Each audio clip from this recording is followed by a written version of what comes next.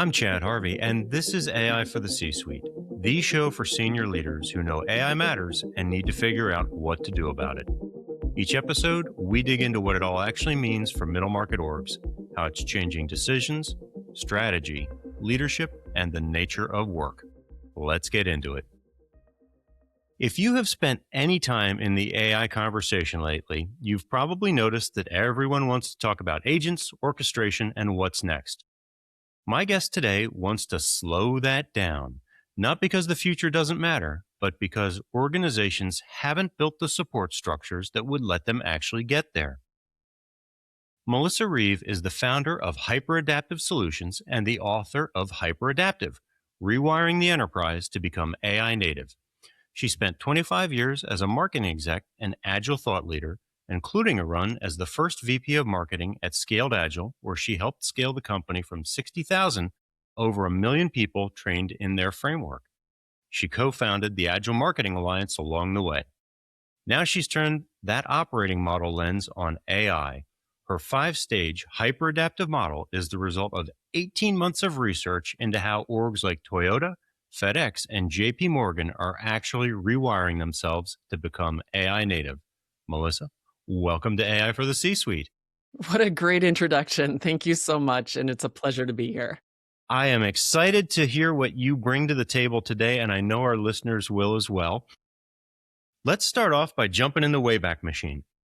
You have made the point that when companies put a PC on every desk in the 90s, they didn't just tell folks to play with it. They actually stood up IT help desks and entire IT departments. Yet with AI, you've observed that leaders are skipping that step. What is actually missing in mid-market companies that would be the equivalent of that 90s help desk for AI? Yeah, it's a great question and an apt analogy. I feel like the PC is such a powerful piece of technology, and we didn't expect everybody to absorb it overnight. And I think part of the disconnect is that AI is easy to use. I have this whole analogy of a piano, that you can walk up to a piano and start dinking around on the keys, but it's actually not that easy to learn. You have to put in your reps, just like your piano practice, to really get a sense of it. And I think the organizations are missing that we need to fire up specific support structures to help people essentially play the piano. And in the hyper-adaptive model, that starts to look like at the foundation level, AI councils and AI leads. And I might hear your listeners, I can almost feel them saying, yep, we got that. And so my question to them is, okay, you've got an AI council. Is it cross-functional? And is it dynamic? Or is it a council that meets every month or once a quarter? It establishes a document and puts it on a shelf out on the internet, hoping that people will understand it, or firing up e-learning one time and quizzing people. Because we know that AI is much more dynamic. And so we've got to put these support systems in place. And I don't know that we'll want to go into dynamic governance right now, but just put a pin in that one. AI leads, how are you programmatically supporting your AI leads? Do you have something like that I call the AI Activation Hub? And that's the organization that keeps track of what's going on with AI and granularizes it for the right people in the right moment at the right time. And that's just like a small sampling of the support structures that any organization needs to fire up to support their humans. And I think what's so cool about the hyper-adaptive model is it's fractal. And so if you're a smaller organization, you might just need one AI activation hub. If you are 200 or 500 or 5,000 people, you might need an interconnected network of these hubs. But the model really holds no matter what size you are. So who owns this? Where does it sit? Is it in IT? Is it in HR? Is it a new role? Like you've talked about this being fractal. So I want to understand and help our listeners understand what's your vision for where this resides. Does it reside in one place or multiples? How's this look? Yeah, isn't that an interesting question? And it's an interesting question because behind it is this presupposition that it belongs in a silo. Mm-hmm. And AI is like peanut butter. It cuts across the whole organization. And so we need at the top, we need a cross-functional group of people who are driving it. And then we need people who are owning the firing up of this infrastructure. And then the infrastructure should be embedded throughout the organization.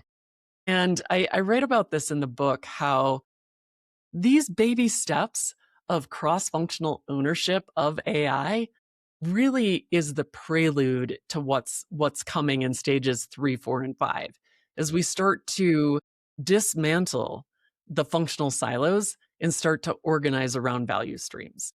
Boy, that sounds like a call to revolution.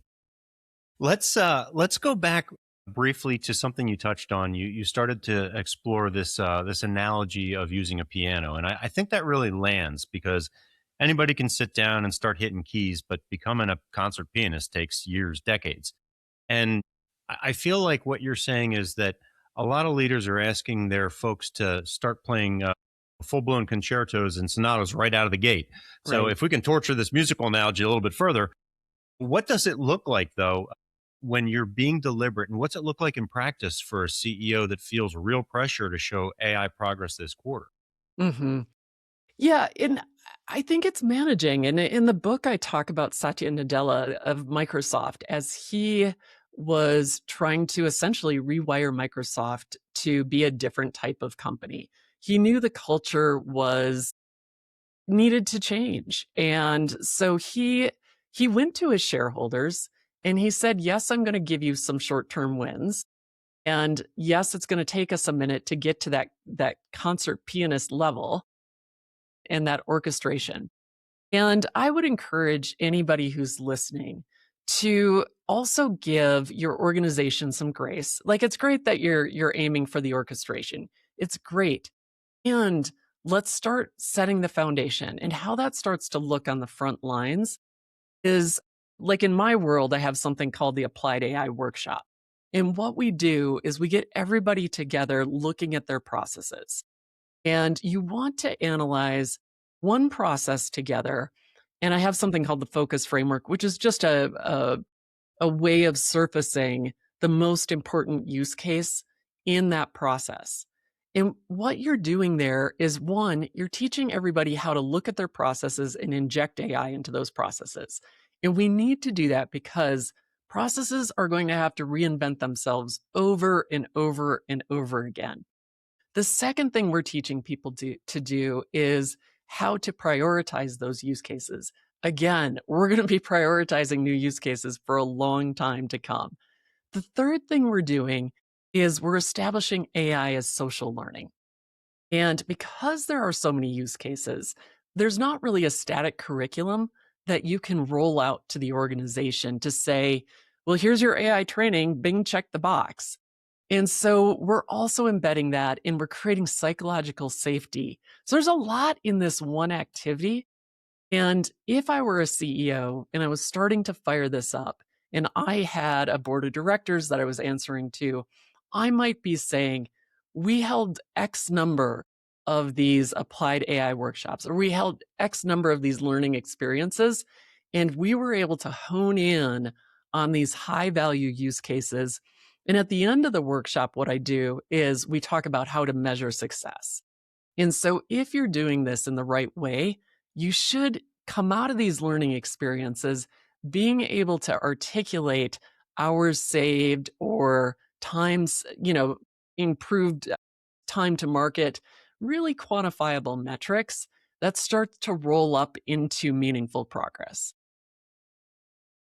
You outlined, I think, 5 points by my count there, if not more, that we could probably spend the rest of our time talking about. So I want to be judicious and I want to pluck one or two of those. So let me go a little bit deeper on something you said, because I want you to explain what you meant a little bit more to the audience. You talked about AI as social learning.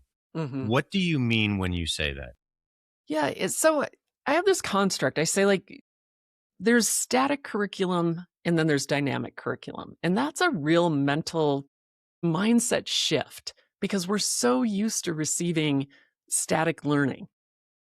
Like, we sit and we get. We've done that for many years in school. in training. And that works when things aren't moving so quickly. But because things are moving so quickly, I think I saw that Anthropic had released something like 36 big new features just January through April of this year. When it's moving at that speed, what we need to do is to create infrastructure to teach each other and to monitor this. And so I started to outline that structure of the AI activation hubs, going into AI leads, going into practitioners. So I want you to imagine Claude 4.7 just gets released. Your AI activation hub is monitoring that and saying, okay, here's what it means for legal, here's what it means for marketing, here's what it means for operations. We're going to atomize the learning and we're going to send it to the AI leads who are then going to get it into the hands of the practitioners. And in that way, we've not only created this infrastructure for always on learning, but we've created this network where social learning can happen. And people then can take that nugget of learning and exchange information with each other to say, how does this really apply to my work and what cool things are we doing? Okay, that was very helpful. I've got more questions. So, one of the suppositions out there in futurist land right now about AI models is that we will soon, within I don't know what time frame, but we will soon in the near future start to see more tailored, more targeted, more specifically trained models coming out as opposed to general purpose models. And with what you just framed here in terms of the AI activation hubs and the ongoing learning, I'm wondering, how does that change what you're laying out here for folks that are building their activation hubs around these general purpose models and knowledge bases and context bases that are specific to their organizations versus more narrowly tailored models? Does that make sense? Yeah, it does. It does. And I think what I'm trying to advocate for here, Chad, is a new set of pipes through which learning can be deployed. So whether we're talking about atomizing the learning for Claude 4.7 or a new specialized LLM just got released, we have the infrastructure in place to deploy that, and we have the infrastructure in place to manage what I call integrated learning loops. So we've talked about the one direction that learning can go through this infrastructure. And I have a name for this. This is the AI learning flywheel. And so we talked about new information getting atomized, going down through the activation hub to the practitioner. But there's another direction, right? Which is the practitioner comes up with this amazing new thing, and then it goes up to an AI lead. It gets codified in the AI activation hub. And if you have a network of these hubs, they're sharing with each other. And that type of integrated learning, in my opinion, is not going to slow down with AI. Like no matter what model or we're talking about. Okay, that's fair. I think the other thing that you called out that I'm very interested in exploring is this idea of continual reinvention. You touched on the fact that we are going to be reiterating, reinventing processes. And I would imagine some of that is going to be driven by the humans, some of it is going to be driven by AI analysis, some of it's going to be a hybrid. At what point, maybe that's the wrong question. I was going to ask something, but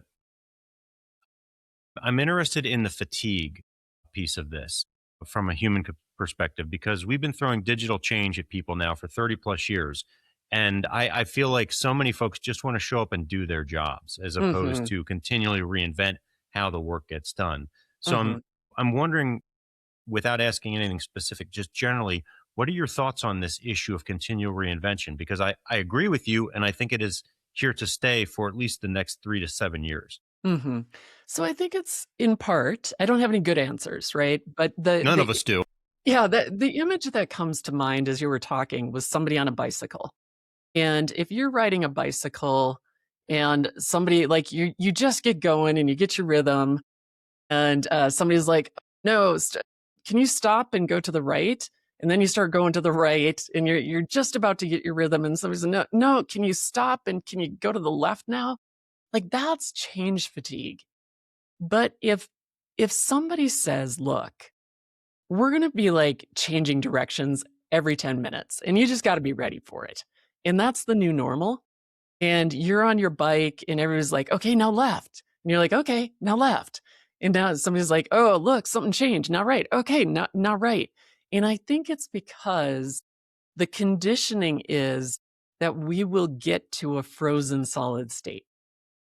And if the expectation is, look, the game's changed, like it just is change, and that's part of the fun, that's a different framing. But we've made it so difficult to change that it feels painful to get anything really going. What do you think the implications of this are for larger organizations, especially publicly traded ones, whose entire business model is predicated upon process optimization and Mhm. wringing efficiency out of pennies? And now we are talking about wholesale change at a scale and a speed with which I don't think anybody has ever experienced before. What does that do to business models that are based on that? Well, you're exactly right, and that's the entire premise of the book, right? So I start off the book and I talk about these linear organizations. So you have strategy to execution, you have concept to delivery. That's what I call a linear organization. And AI is going to smush both of those dimensions. And so I call it out and I say it requires a new operating model. And the operating models of enterprises today are built out of Taylorism. They're built out of the silos that emerged after World War II, and they won't survive AI. And so the premise of the book is really if you are one of these larger organizations, how do you rewire your people, your processes, your roles iteratively and incrementally to rewire while in flight? Because I say giants will fall. There will be enterprises that won't be able to rewire themselves and get to this place where you're constantly, that's why I call it hyper adaptive, right? You're sensing and you're responding in near real time. Giants will fall is a much softer phrase than there will be blood. I like it. Uh, all right, let's bounce back to something that you touched on, and I want to go a little bit deeper on in your opening comments. You talked about your model having 5 stages, Mhm. and I think you said something to the effect that most organizations just haven't even moved past stage one at this point. So let's put ourselves in the shoes of a mid-market exec. Let's say I'm a CFO at a $300 million manufacturer or a COO at a 80 million SaaS company, whatever. What are the specific signs that they are stuck at stage one, even if their brilliantly crafted slide decks claim otherwise? Yeah. And I do see a lot of that. We all want to be ahead of where we are. I think if you start to see what I call the bifurcation problem, and I have this journey map that starts at confusion, just figuring out what is AI, what models should we be using, where should we be implementing, who owns it, and then you start to see a few early wins, and the early wins are isolated use cases that really shine. You start to appoint your AI leads, you start to get your AI councils. And then what generally happens is you get this bifurcation. You get your power users of AI, and then you get everybody else. And the everybody else is usually people who are using it for email and people who are resisting. So then the question becomes how do you start to cross that? And that's where you start to really activate your AI leads. You start to create that social learning, start to engage that middle layer. The next stage after that starts to look like you're automating good chunks of workflows, but maybe they're not connected.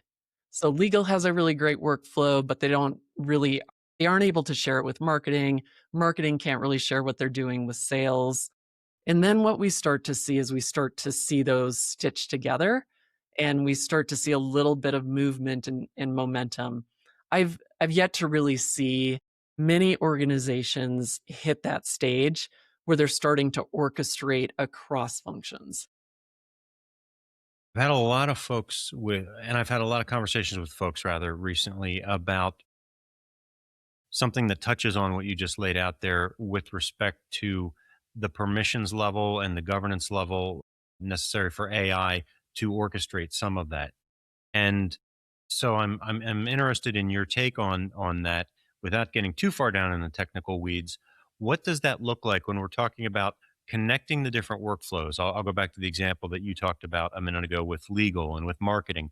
What does that look like when we're starting to knit those together and remove specific elements of touch that a human would be involved with and automating some of that? What does that look like from a governance perspective? And how does this all kind of come together? Well, let me first sketch out dynamic governance and then we'll dive into how it Yeah. applies to what you're talking about. So we teased dynamic governance and I l- I like to think of it as levels. So you might have a cross-functional group who's figuring out your general guardrails. But here's our ethical stance on it. Here's what we can and can't do with data. Some general rules of the road, if you will. And then depending on the size of the organization, you might have another level of governance at the functional level where people in marketing are saying, okay, here's how we're interpreting this. And here's what we think it means for marketing or for finance or for legal. And then this is where your activation hubs come into play again. So now they're taking that and they're empowering your AI leads who are your frontline guardians. And those are the ones, if I have a question and I'm building out an automation and I can go to my AI lead and say, hey, this is what I want to do. Where do you think the guardrails are? But I think to augment that, you probably want some sort of custom GPT or some sort of chat-based bot where you can just ask questions. Here's what I'm thinking about doing. Is this a red light, a yellow light, a green light? Now, when you're talking about what you just mentioned, which is bridging the gap between marketing and legal, that's where I think we're back into that motion we talked about, where we're bringing everybody together who works on a workflow. We're analyzing that workflow because there's more than just figuring out where AI plugs in, right? There's that get made in a workflow. And so we really need to not only map out what happens with the work, but what decisions are being made along the way. How does AI affect those decisions? And then I would have somebody in the room, depending on the size of that workflow, who can directly speak to governance and say, okay, we have these generic policies. Let's be field testing them against the real world and making some calls. Really struck me was the way that you talked about the AI leads. You called them frontline guardians. And I find that fascinating in a number of respects. One of which is there's a lot of ongoing conversation in leadership development circles right now about the death of tenured expertise and the flattening of org charts in the age of AI. And when you said frontline guardians, it kind of reached right up and smacked me across the face that that's what we're talking about here. We're talking about people that understand the work. Maybe they've been there 20 years, maybe they've been there, 2 months, and their expertise is no longer tied or married to their tenure or their position on the org chart. They are the frontline guardians. And so I'm wondering, what are your thoughts about the disruptive nature of what we are talking about as a whole here on an org structure? hmm Yeah, and in the book, I dive into this because there is a flattening of the hierarchy. In my world, though, that doesn't mean you're laying off half your workforce. Yeah, it's a redeployment, and I like to cite the World Economic Forum, and I need to memorize these exact numbers, but it's something like 72 million people uh, are 72 million jobs are going away, and 98 million jobs are going to be created by AI. And when you think about that, that represents massive displacement. So if you are an organization, sure, I guess you could say, well, I'm going to lay off those 72 million jobs that don't exist, let them upskill or reskill, and then hire them back when I need the 98 million. But I think a much smarter move is to recognize that that shift is going to happen. Keep your institutional knowledge because what generally happens in these shifts, and I looked back to factory automation, I looked to DevOps, which is the automation of the software delivery pipeline. And generally, what happens is the jobs go from doing the task to building, monitoring, and maintaining the automations that do the task. And so really what you're looking for is you're looking for those individuals who have the attitude and the aptitude to move from doing the task to building, monitoring, and maintaining, and seeing how you could upskill or reskill. And I like to, I know I'm talking a lot here, but I like to give the example of Toyota. And well, actually, let me start with Mercedes-Benz. So they found people on the factory front line who had a natural aptitude for data. And they trained them in machine learning and data science. And then they redeployed them to bring that knowledge and skill to the front line of the factory floor. And Toyota has equally powerful examples. So that's just a small taste of how that redeployment can happen. Really, you're not talking too much. I had you on here so that you could talk. And I really appreciate you going deep with the Toyota and the Mercedes example, because that build, monitor, and maintain transition is what's really missing in a lot of the conversations right now about what the nature of work in the future is going to look like. And we often are getting stuck on the fact that, well, we've asked people to do a task and now those tasks are going away and we don't know what comes next. So we're just going to lay them off, right? That seems to be, we start here and we go to, point Z without stops in between. And I love that framing of build, monitor, and maintain. And I'm wondering, outside of the AI activation hubs and outside of a commitment on behalf of an organization to reskill their folks so that they don't have that brain drain and that they can get to that build, monitor, and maintain, what do you think that path looks like? How long do you think that takes as we make transitions like that, again, with an organization that is committed to its people? Yeah, so a couple of things are coming to mind. One is as we move into stage 3 of the model, what we start to do. So now for our listeners, we started at stage 1, our AI leads, our AI councils. Stage 2 looks like let's start integrating AI into our existing workflows and modifying them. And then stage 3, we start to get this more of an end-to-end automation in a slice of a workflow. But the other thing that's happening in stage 3 is we're starting to experiment with value stream orientation. And so if there's any listeners who are like, a value stream, what's that? It's a concept from lean manufacturing where we organize around customer value. And I like to use the example of a bank because most people understand a bank and we've interacted with one. And so if you think about a bank, they might have a value stream around new graduates. They might have special products for retirees. They might have another set of products for ultra high net worth individuals. All three of those are what we would call value streams. And we start to organize putting everybody who can deliver that value on a value stream. And the reason why this makes so much more sense in the world of AI is really two reasons. One is we're all picking up what I call adjacent competencies. So we can do things that we haven't been able to do before. And then the second reason is that it doesn't make sense to organize functionally. But we don't want to do this all at once because it's very disruptive. So in stage 3, we're starting to experiment with value streams on a limited basis, and we fire up what I call the AI Impact Hub. And their role is to do exactly what you articulated, which is to say when people move from this functional orientation into the value streams, what impact does it have on their roles, on upskilling? What does training look like? How disruptive is it to our organization? And we want to do that on a small scale before we really blow that up in stage 4. Pull on one of the threads that you threw out there while you were spinning. You used the phrase adjacent competencies. And I want to make sure that we're on the same page here as I ask my question.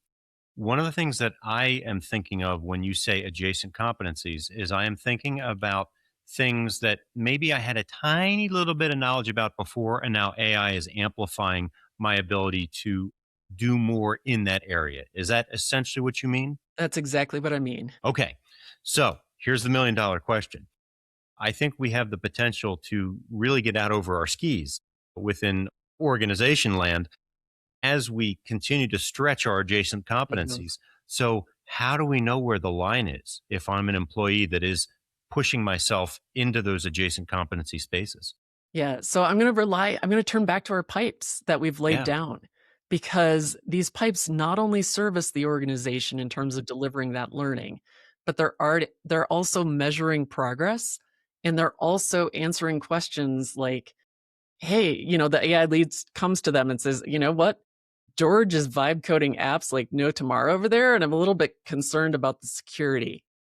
And so now you've got your AI activation hub that can go knock on George's door and say, "Hey, George, can you show us what you've got? Because A, it might be amazing and the rest of the organization might want to know about it. Or B, you know what? I think we need to pull back on that a little bit." And so we've got a coordination layer that we've built in to help address whether it's things like learning or the scenario that you just put forth, which is like, whoops, George went a little too far in the vibe coding. That's right. Or marketing shouldn't be writing the contracts for our POs, right? Yeah. Exactly.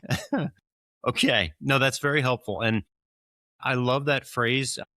One of the exciting things about living in this age right now with a general purpose technology like AI is we get to invent all kinds of new concepts and language. And I love that phrase, adjacent competencies. I don't know if you coined that or you plucked that from somewhere else, but I think that perfectly describes that skill set stretch that AI augmentation enables right now.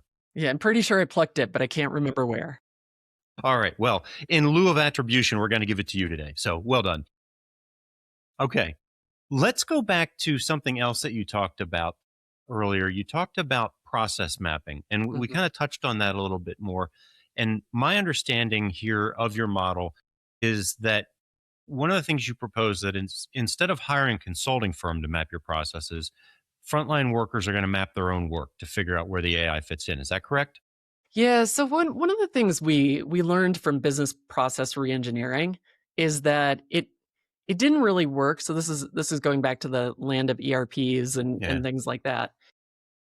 Great. We hired a bunch of consultants to come in to do all the process mapping. It was big, it was expensive, it was arduous. They laid down new process maps. They left, and then a lot of times there was tissue rejection. Like, nobody wants the outside coming in and being like, "Thou shalt," and "You will," and "You don't really understand our process," and "You don't know about Betty who won't let, any decision go without her watching it." And so what we really wanna do is we want people to get ownership. And that doesn't mean that you can't rely on outside people. I mean, obviously, my livelihood is partially based on that, but it does mean that you don't want over reliance on it. You want people to literally own the process. And when you think about people owning the process with AI, that has an awful lot of baggage associated with it, which is, okay, if I map my processes, does that mean I'm mapping myself out of a job? You have got to create the psychological safety. We haven't talked about AI North Stars or like how to create that psychological safety, but you have to create the psychological safety for people to want to reinvent their own processes. And And I think if you do that, you start to see the worlds open up. And I also want to toss out there that process mapping today does not look anything like it used to, where it took days and it was painful. There's so much AI software out there right now that'll help you get that process down. And in fact, it'll take a first swag at that flow chart for you. So don't be afraid of it. Couldn't agree more. I'm a big fan of the conversational process mapping approach. Let's dig in because you said we haven't talked about it. So let's talk about it. Let's talk about that North Star. Let's talk about what psychological safety looks like. What does that entail right now as we within the context of our larger conversation? Mhm. So, if you are a leader listening to this, I would ask you do you have an AI North Star? Like, why are you implementing AI outside of you should? Like, you should is great to an extent, you should probably put a PC on everybody's desk, but really, what are you hoping to achieve? And the North Star I point to the most often is Moderna. And they set the North Star of releasing 15 new drugs in 5 years with the help of AI. And if you're familiar with the pharmaceutical industry, just to get one drug out in 10 years would be quite an accomplishment. So I feel like what that does is it unlocks motivation. All of a sudden, people understand why we're implementing AI, what that means to me, whether you're in marketing or sales, you're like, yeah, let's do this. Let's achieve this big, hairy, audacious goal that we've never been able to do before because of AI. So set that and then set your AI philosophical stance. Like they're very intertwined and related, but are you looking to just improve productivity and harvest those gains? Are you looking to reimagine the company? Are you looking to create amazing customer experiences? You need to be able to articulate that throughout the organization for people's minds to really open up and for them to feel safe in terms of leaning in. And I think that that's where a lot of organizations outside of AI even really fall down. It's mission creep. It's the idea of not understanding what business you're actually in. And if you can't answer some of those fundamental questions, I don't see how you're ever going to get to that North Star point that you just articulated. Yeah. Yeah. I mean, I have these cringe moments where like Jack Dorsey and Block is one. And I get that he's trying to reimagine his organization, but I just feel like, you're just doing it in a very blunt manner. I get that some people like to throw things off cliffs and watch them smash, but I just think about when he wants to reimagine the company or grow the company, and maybe he doesn't. Maybe they're just like, hey, I want to improve the bottom line and sell it and be done. But if you truly want a durable company and you just harvest the gains of AI and lay off half your workforce, what happens when the displacement comes and you need to hire back for new roles? What kind of reputation does your organization have? Is it somewhere that somebody's going to want to work? I feel like we didn't as deeply explore as we should have yet what you articulated earlier regarding the bifurcation problem, that gap between the AI power users and everybody else, because I see this all the time. And we're 3 plus 3.5 years now into the age of generative agentic AI. And I don't think many organizations at this point are starting from scratch. They've got, right. So there's a whole grab bag of where they are on the spectrum now. And let's just say I'm an organization where I've got that bifurcation problem. I've Mhm. got a handful of power users. Maybe we've been power using for a year, maybe it's 3 years. I don't know. And then we've got everybody else. How do we go back in and hit the reset button here? What does Mhm. that look like as opposed to a de novo? We've got greenfield. We're starting from scratch with this. Mhm. Does it change the processes that you've outlined? I think so. Yeah, I mean, I think work with what you have, start with where you are. Again, you probably have some AI leads. You probably, so if you have, let's just say that you have some AI leads, and usually what happens is you you have these people who have naturally leaned in, Hmm. and then you start anointing them or appointing them. Hey, you're part of the AI council. Hey, I'm going to call you an AI lead, but it's in name only. You're not really changing the culture of your organization. So have you as a leader, have you articulated that North Star?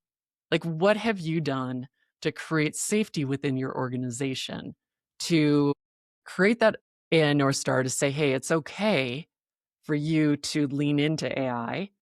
And sometimes it's a time problem or a capacity problem, which is many organizations are running so lean that you think about the bulk of the people. You have those power users who they're probably learning it on their own dime and their own time. So for everybody else, who isn't willing to work nights and weekends to learn AI, you got to create the space. And so you create the space by having these social learning experiences. And I like to share PricewaterhouseCoopers. They have something called the prompting party. And like it sounds fun, right? It sounds like there's going to be pizza on Friday and we're all going to get together and we're going to learn. That's how you start to bridge the gap between your power users and everybody else. You just, I don't know that I would expect you to have an answer to this question, but you just said something there that raised another question in my mind. I feel like if we're talking about power users, we're talking about early adopters. And if we're talking about early adopters, that's a very distinct personality type. And it doesn't matter if we're talking about mapping it using DISC or predictive index or Colby or whatever. How well does an early adopter personality set translate into a steady hand as an AI lead, I wonder? Yeah, well, it's very, very true. So that's why we have to give it, in my opinion, this programmatic support. You can't just name somebody an AI lead and say, "Go spread the good news," because not e not everybody's a preacher. That's And right. s yeah, Have and you s heard the word of AI? that's right, yeah. But if you so I have something I call the AI Lead Accelerator, and it is that programmatic way to take those power users and say, "Here's how you overcome resistance." Many people don't know that naturally. Here's some techniques you can use like empathy mapping. And here's some ways that you can share knowledge. We're going to spin up these communities of practice or these other forums for you to do the knowledge exchange. But we've got to give them the tools that they need in order to spread the good word. And when I put people through the AI Lead Accelerator, some of what I'm doing is evaluating them for the fit. Are you are you naturally an AI lead who can evangelize? Or do you just kind of help those within your sphere? And usually people bubble up to the top. Like these guys are natural trainers. These guys are the natural support systems. I'm going to put these guys on Slack over here to spur conversation. And then these guys, they're AI lead in name only, and that's cool too. All right. We've been going like this all over the place here, but I've been deliberately trying to make sure that we spend at least a little bit of time on each phase. And I know we touched on kind of stage 3 or phase 3 in your model earlier, but I want to go a little deeper on that because my understanding is that's where the real rewiring occurs. And you touched on this. I don't think you talked yet about strike teams or innovation circles. I'm throwing this out there because I recognize almost nobody's there yet, right? And if they are, they're certainly not talking about it. It's secret sauce. Most of our listeners, with that in mind, you're not there yet, but you need to know what you're building towards. And what does stage 3 look like and feel like? What's it mean for the C-suite, especially? I guess I'm also interested. Does the job of being an executive change when you're in a stage 3 org? Yeah. So I feel like there's stage 3, which is where we start to experiment with those value streams we talked about. When you think about a value stream, you might have that's where leadership really starts to change, right? Because we go from leading a function to leading a value stream. Hmm. So now you're leading cross-functional teams.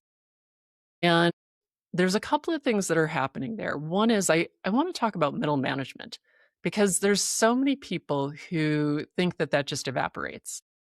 And think middle managers, their durable skills, besides just organizing work, they're extremely adept at alignment, building alignment around a diverse set of stakeholders. And what do we need as AI gets more and more powerful? We need to figure out what the heck we're building for and toward. And I feel like these are the people who can help us align around that. When you think about, not at everybody, I'm not saying it's a one to one. I think some of those people will drop into the build, monitor, maintain. Some of them might migrate into leading value streams or parts of value streams. But I also think some of them will Navigate politics, there's always going to be politics. Navigate alignment, there's always going to be alignment challenges. So how does that feel? It should start to feel in stage 3 that like the organizational model is starting to shift, but not in a quiet way. You know, people might be hearing about it here and there. Like there's a pocket over there that's experimenting. It's stage 4 that it really starts to feel like, oh, this is going to be in my backyard, and we're doing that on purpose. You just said we could have a 3-hour episode here today. This is fantastic. So you just kind of laid out a position and you alluded to the fact that some people believe that middle management is going to evaporate. There's research papers out there, the headless firm, there's others that touch on this. And basically for our listeners, if you can envision it, it's kind of like an hourglass that continues to get narrower and narrower at the waist, with the center section being middle management. And you kind of pushed back against that just now, saying, I don't think we're going to see the disappearance of that middle layer. What I'm so many questions. I'm very interested in this because one of the theories out there, and again, we're at the intersection of theory and application as we all build this ship in real time. One of the theories out there is that middle management is also an interpolation and an interpretation layer between the C-suite and the work that actually gets done. And one of the ideas is that in that headless firm idea, the middle gets squeezed, and so the C-suite is going to have to actually interpret more directly what's going on at the front line, whether it's humans Mhm. or AI or things like that. But your thesis here is you think that middle management is going to continue to be resolute as an alignment builder. So maybe a shifting from their responsibilities of interpretation to more alignment. Like, let's talk a little bit more about this because this is Yeah, so I interesting. yeah, I do think it's gonna go away. So I'm not saying Okay, it's you don't think? Okay, all right, yeah, I I think it'll change. yeah, And I'm saying that those people are redeployable is what I'm okay, saying. all right, got it. And I totally agree with you. Some of the executive level change, they need to stop being handed PowerPoints and break that habit. Yeah, It's like you are now responsible for getting your own information. It's always on. You can just ask the question. Like let's break that PowerPoint addiction.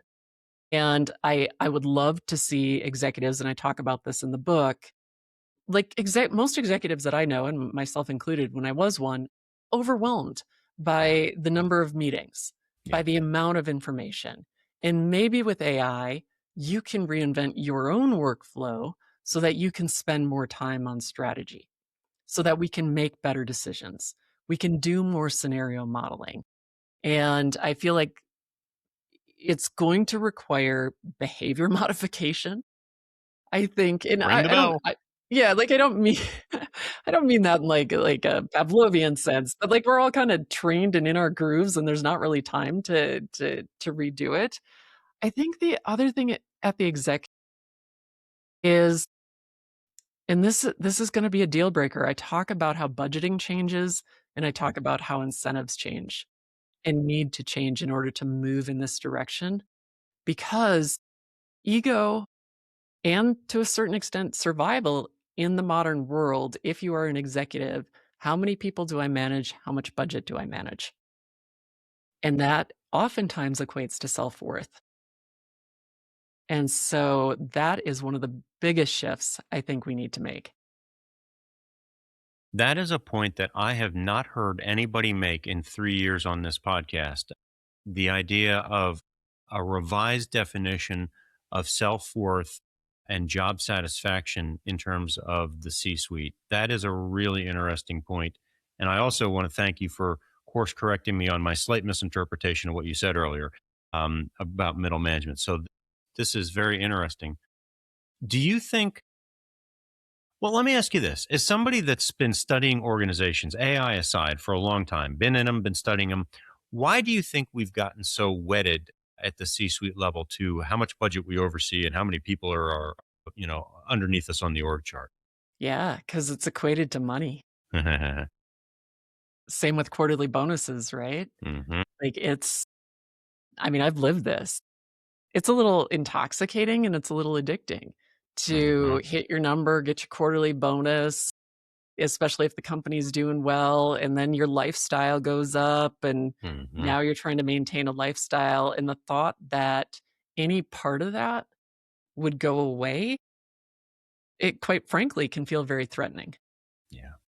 So, how do we recalibrate that sense of self worth and redefine what this means as budgetary priorities shift from human capital, not shift, but rebalance, as it were, from human capital to technical capital? Yeah, and I don't talk about it a lot on on podcasts because so many people are just we're all like, how do I get Yeah. my processes and my processes?" But I really feel strongly, and I articulate how this looks, how the budgeting process starts to change over these 5 stages. We no longer have to make it a yearly event. Mm. What if it's quarterly event? What if it's monthly event? AI allows us to recalibrate and run the data so much more cleanly. We get feedback around what's working and not working, and we let the data decide rather than the budget meetings I tend to sit in is like a bunch of half data and mostly opinion. Hmm. And Yeah. so it's really recalibrating the culture around budgets and how they're done gradually so that by the time we're hitting stages 3, 4, and 5, the culture's already starting to change. People are feeling relief. Budgeting doesn't feel quite as onerous as it used to. And that starts to break down some of the rigidness around how things are done. And then I think the other thing is that executives aren't monoliths. There's all kinds of executives out there.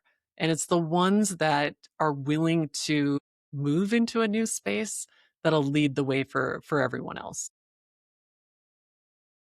It's funny. As you were talking, I was thinking about a conversation I had earlier this week with an exec of a mid market firm that's private equity backed. And they were talking about how they are getting ready for their quarterly review with the leadership committee, and how the 57 slides have to be this, but then they've got to insert this over here.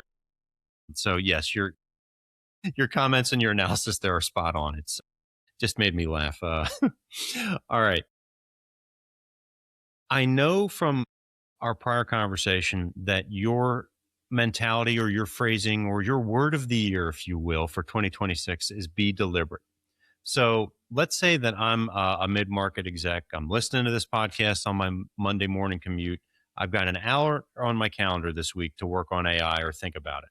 What should I actually do with that hour to make sure that I am being deliberate versus just busy? Mhm.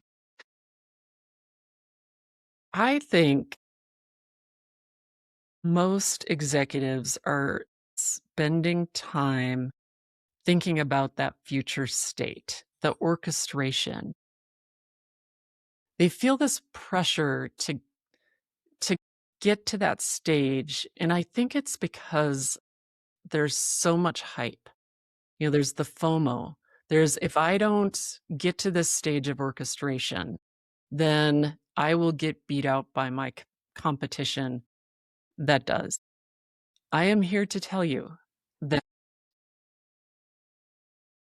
I don't have a crystal ball, but I'm here to here to tell you Wait, that we're no? all in the same boat. Like, Yeah. we're all feeling it, and what I see is it's actually the organizations that try and skip ahead to that orchestration that fall behind because you're burning through capital and political capital, and your people get cynical because it didn't work, versus the 1% club who says, we're just going to try and get 1% better with AI every day.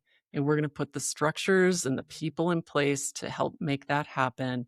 And we're going to keep marching toward orchestration without trying to leap there before we're ready.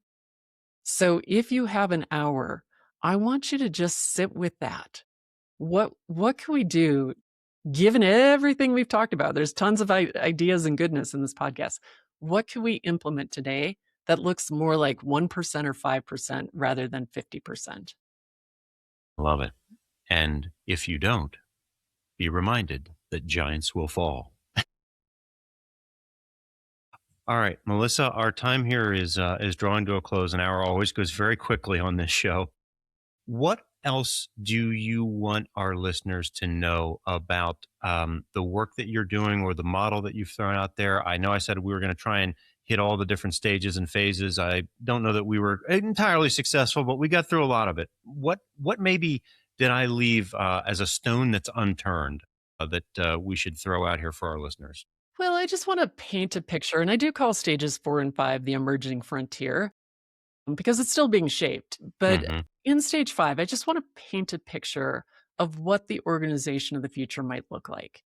And I like to articulate it in 3 layers. So the top layer, you might have what I call innovation circles. So this is your internal venture capitalists. This is your R&D. You're funding it in a different manner than the rest of the business. The middle layer might be cross-functional value streams where people are delivering value to your customer along set, whether it's product lines or whatever that value looks like in your organization. Those are funded. You still might have pieces of functional experts, but they start to look more like strike teams going into the value streams that can help them out when there's a really tricky legal issue or a really tricky marketing issue. And then the bottom is like your stable layer. These are the people who are keeping the lights on and infrastructure. And you think about how that's funded, that funding looks a little different too. And so when you're thinking about what we're heading from these linear organizations, what we're heading to orchestrated value streams that can sense and respond in near real time, that's the journey. I love that the picture that you just painted there. And one of the questions that pops into my head here is, again, talking about this future theoretical state of an organization and those 3 substrates or those 3 layers there. That probably looks radically different in terms of headcount and capability 2 or 3 or 4 years from now than it would have even a year or 2 ago. Absolutely. Yeah. So fascinating stuff. All right, Melissa, what can our listeners do to connect with you? Where can they go to find you? Where can they buy your book? Are you engaged in any signings anytime soon? Where do we connect? I appreciate that. So the book comes out May 12th, so depending on when this drops, but you can certainly order it already on Amazon, major retailers. I am available at HyperAdaptive Solutions. LinkedIn is another great place to find me, melissa.m.reeve. And yeah, thanks for having me on the show today, Chad. No, thank you. I enjoy these conversations with folks that are helping us simultaneously understand the present and invent the future. You definitely are one of those. So thank you for your time today. I appreciate it. It's been a pleasure. And for our listeners, thank you for once again listening to AI for the C-Suite. I hope this episode was useful for you. If it was, subscribe wherever you get your podcasts, follow us on LinkedIn, and check out AIforthec-suite.com. And until next time, keep your algorithms running, your leadership evolving, and your AI in check. Take care, everybody.